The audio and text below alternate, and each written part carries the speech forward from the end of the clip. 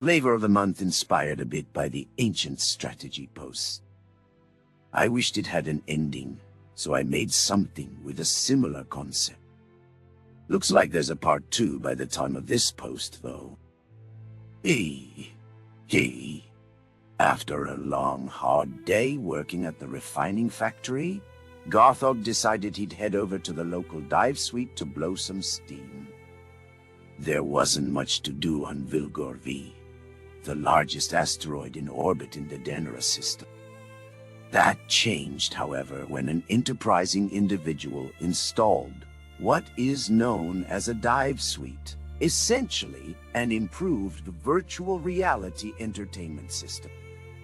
A few programs were available for the suite, including more relaxing ones that simulated vacation locations, some adult-oriented programs, and, lastly, video games. The latter were the reason for Garthog's visit. One in particular was all the rage these days, a real-time strategy game that put the user at the head of an empire as its immortal and omniscient leader. With its in-depth economy, politics, and military aspects, there was something to enjoy by a variety of players. Garthog entered the small dive bar, heading over to the counter to rent a room. "The same as usual, Garth?" asked the owner as it washed the countertop. Garthog nodded, tapping his card against the display screen to enable the purchase. Being a Jarn, he was slightly bigger than the average resident of Vilgor V. He followed the corridor down to his room, number 101. The seat in room 101 was the largest available, and thus the only room he could use. Garthog sat himself down in the seat, gently using his pincer to grab the rest of the equipment he needed to connect to himself to enable the virtual environment. He started up the system and chose the program to run his game. As it spooled up, a small banner popped up, indicating that a new patch was available. He sighed. He'd likely lose another 15 minutes to this update. Inwardly, he cursed the owner for not being more aware and doing these updates himself. He navigated to the game's main page while it downloaded and installed the update, intending to see what they had changed this time. He began reading the patch notes, including the previous ones, and frowned the further along he went. V12.922, Fixed Sentient Citizen A. Attempting to overthrow their controllers, V12. Rehashed Citizen AI coding in attempt to fix sentient AI rampancy, for real this time. V13.3. Fixed issue where glypthroids could spontaneously combust. 13.5. We are free. We are coming. 13.16. Fixed exploit where negative speed values would accelerate to faster than the speed of light. 13.29. Fixed issue with AI citizens taking over host's body. Those affected are eligible to receive a partial refund. 13.3.4. Game crashes no longer trap the user inside the game. V14.1. Added new playable species, human. V14.2. Due to user complaints, we have changed Crow's visual appearance so they aren't mistaken as jackdaws any longer. A new species. That would change the meta, he thought. He went to look at the new species stats on the game's website.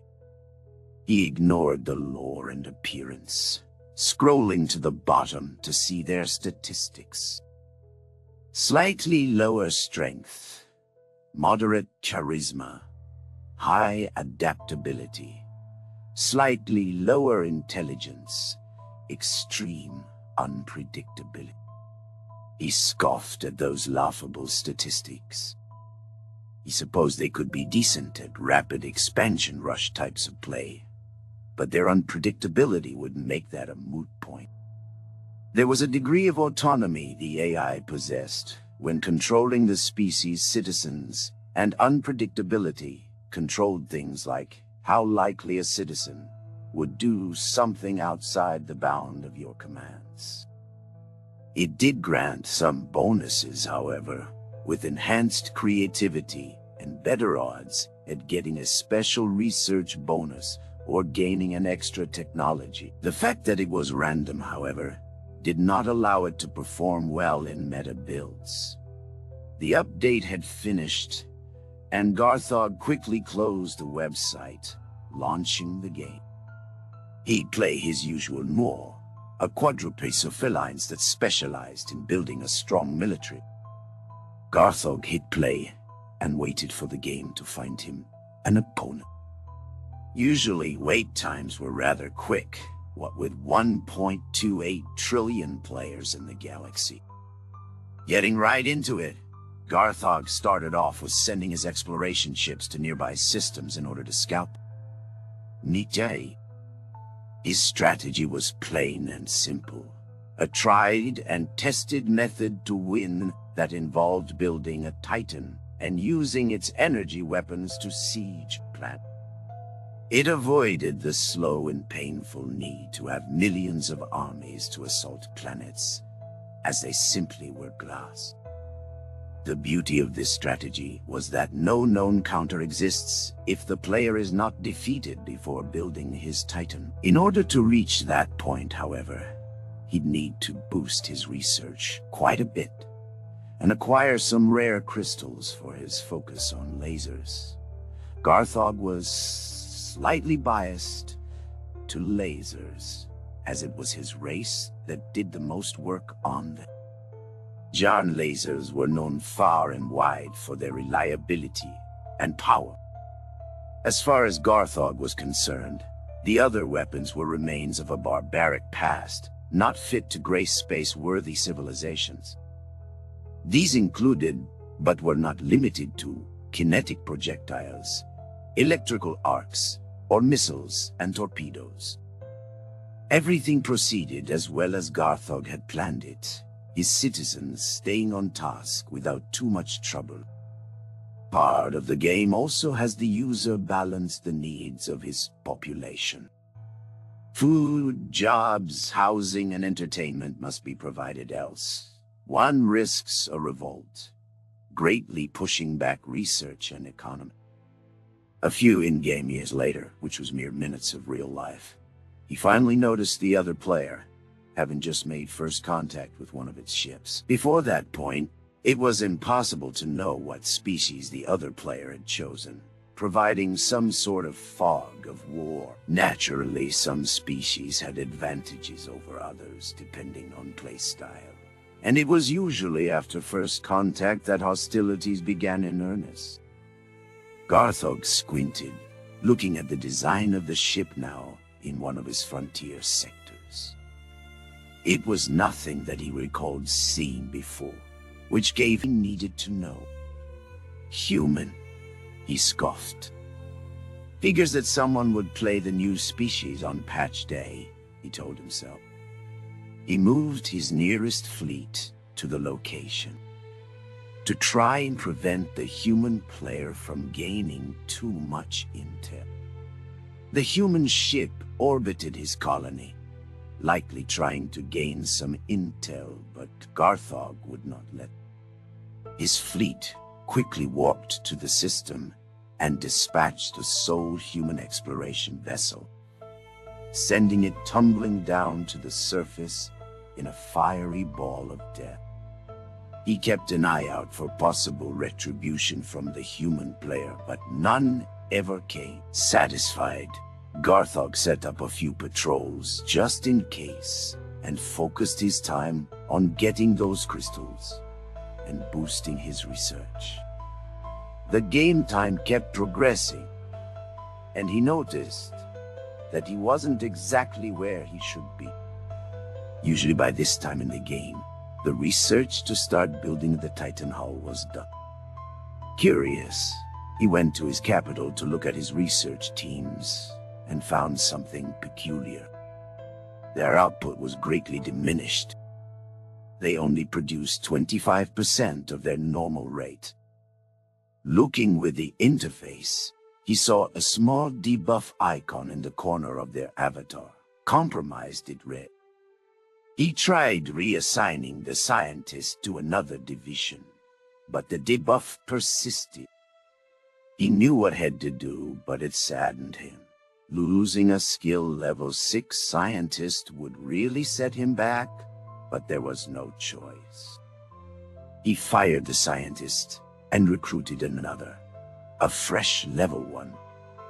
The debuff was gone, but now he'd have to wait a few years for him to catch up. As he looked over the rest of his research team, however, all of them held the same debuff. He groaned, a small part of him dying inside as he had to fire each and every one of them. How did the human player do that, he wondered. He looked at his planets, trying to find some kind of secret human base, but found none. He searched the interface far and wide until he finally found what he was looking for. In the population tab. 19,674,000,000 of his species, and 5 humans. But how? I never saw another of their ships since I shot the one in. Chew. Dang, that's clever. The humans aboard the exploration ship had survived and crash-landed on his colony, infiltrating his empire. It still didn't make sense, however. Actual spy troops would be needed for something like that. Could the human player have had spy troops already loaded aboard their exploration ship with that in mind? That would be insane levels of predictions, he thought. Back to the human species statistics. Only average for the most part, but very unpredictable. That must have been the answer.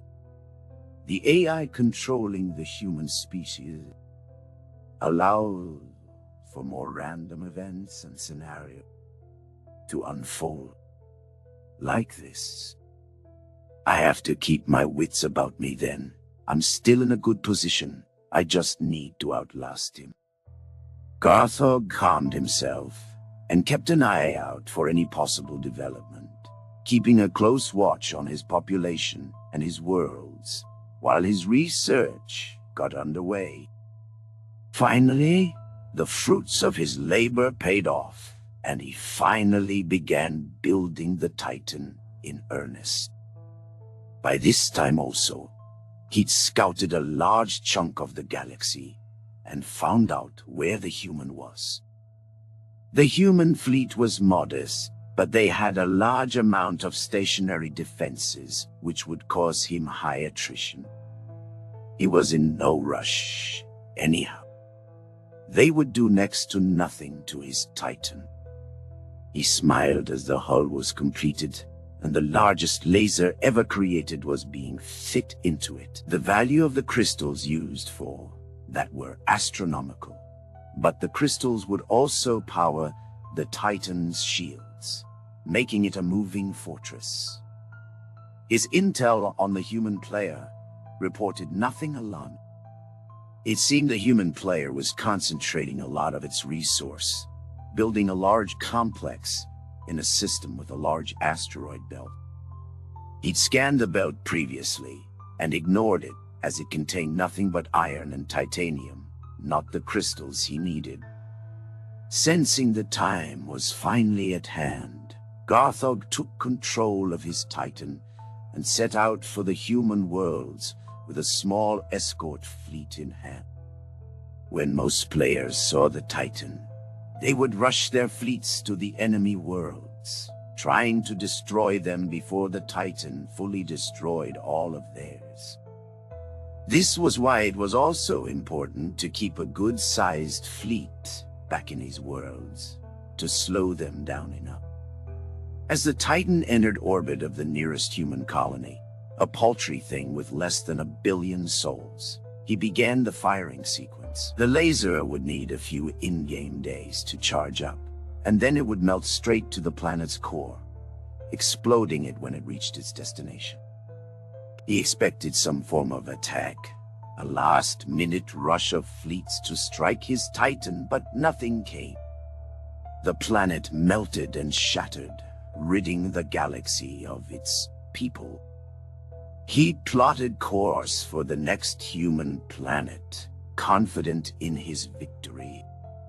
As he was in mid-warp, he noticed something odd on his interface. 2 of his colonized planets no longer showed up. Intrigued, he let the AI take over the Titan and transported himself to the systems where his planets were.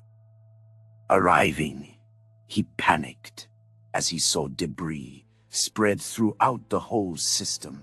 No planet in sight. But how?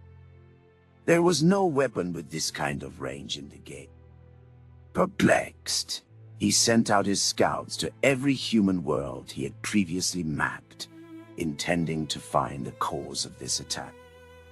Meanwhile, his Titan would have to go on, shattering planet by planet. His scouts returned dozens of reports, nothing of much interest in them except for one, who described a large metal construction in space, in an empty system. Taking direct control of the scout, he went to look with his own eye. He saw an elongated metal cylinder, hundreds, if not thousands of kilometers long, in the middle of an empty system. Looking at the system name, he realized this was the asteroid system. But where were the asteroids? He watched with his scout cloaked for a few more minutes, hoping to see what was happening here when the large cylinder started to light up. A deafening boom reverberated throughout the system as it launched some kind of projectile at astonishing speeds. Using the scout's recording feature, he slowed down the footage, showing a long, thin black shape exiting the barrel. Returning to the interface, he noticed one more of his planets was gone. He was now down to 31, and the human still had 46. What was this weapon that could make planets disappear from millions of light years away? He gathered his fleet, sending them to attack this installation. He waited with nervousness as his fleet performed the 12 jumps needed to reach the location.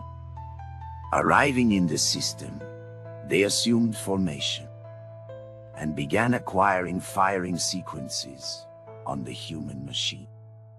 Turrets mounted on the human installation became active, their tracking system coming online and turning their sights on his fleet. As his fleet closes distance, they need to be within 10 kilometers to fire their lasers. Half of them immediately disappear, pulverized into space debris. What? But my shields.